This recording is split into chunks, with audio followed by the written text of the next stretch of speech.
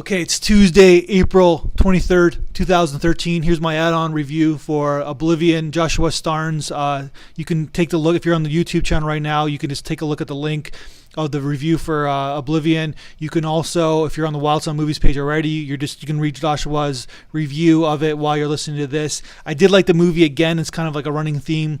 A little bit better than Joshua. I understand his points in his review.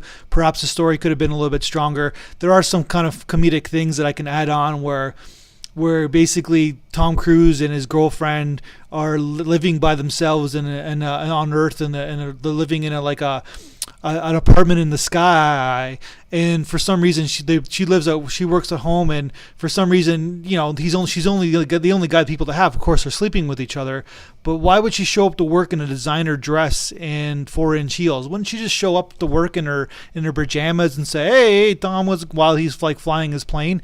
Other than that, I understand what he's trying to say. Josh was trying to say that the story could have been a little bit stronger. It's almost insulting to our intelligence, but I think it's a cinematic experience at that. It is what it is. It's funny because I went to see this movie on a Saturday night, like a date night. It was a packed theater, and everybody's kind of rumbling after the movies about what they felt about the film, and people are like saying it's like The Matrix meets Tron, and it's like a recreation of other sci-fi films, but the movie really is, without giving anything away, because I don't believe you should really know too much before you watch Oblivion. If you take a look at the movie, the Michael Bay movie, The Island, okay, so I'm not giving anything away, but if you take a look at the movie The Island, Michael Bay's probably biggest failure and probably his best film, which is ironic in many ways. So The Island is about Ewan McGregor, Scarlett Johansson. They're on an island. Their memory is lost.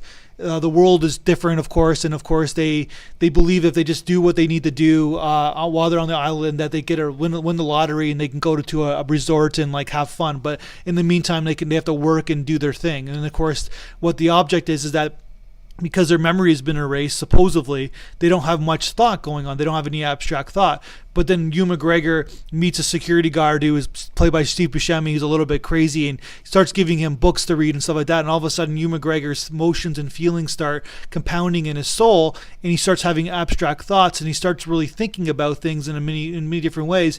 And he realizes that perhaps things are not what they seem to be in this island, and that's sort of exactly what Oblivion is about. And basically, the Oblivion is like the same kind of story element where the first half is about his thought process and what he thinks the Earth is like in the first half, and we're interested in it because it's a cinematic experience. It's very cool to look at. And the second half is about, okay, my abstract thought is like set in. What's happening here? What's the real story here? So it's really exactly like The Island, except of course it doesn't have Michael Bay's like shenanigans and his like over the top violence in the second half of the film. But at the same time, it's like it's true to its sci-fi form. It's almost like a tribute to sci-fi films with the added special effects that they're able to use now and the cinematography they're using now. It's quite a cool looking film, and I just thought it was kind of interesting. I like the actress who plays Tom Cruise's girlfriend in the first half, not the second half, and I just thought that she's like cool to look at. I understand their point. These are tough movies to act in because you're in a fantasy world and you're trying to be balanced and you're trying to be grounded while you're playing this character. But then of course the plot points will hold in the second half, and then things are not exactly what they are, but you still have to hold your performance in the first half.